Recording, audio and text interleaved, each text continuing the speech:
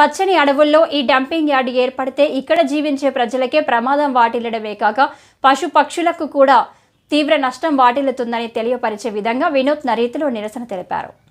రాష్ట్ర ప్రభుత్వాలు రైతుల సమస్యలను పట్టించుకోకుండా అన్యాయంగా వ్యవహరిస్తున్నాయని సంగారెడ్డి జిల్లా గుమ్మడిదల మండల రైతులు ఆగ్రహం వ్యక్తం చేశారు. మండలంలోని నల్లవల్లి ప్యారానగర్ వద్ద డంపింగ్ యార్డు ఏర్పాటును వ్యతిరేకిస్తూ మంగళవారం రైతులు వినూత్న రీతిలో నిరసన తెలిపారు. ఈ నిరసనలో భాగంగా తమ బర్రెలు, ఆవులు, పాడి పశువులతో రోడ్లపై ర్యాలీ నిర్వహించారు.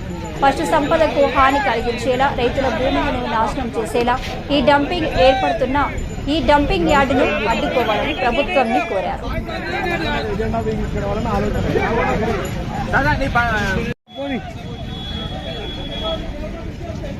ఈ ఫోటోస్ వెళ్ళిపోతూనే ఉంటాయి.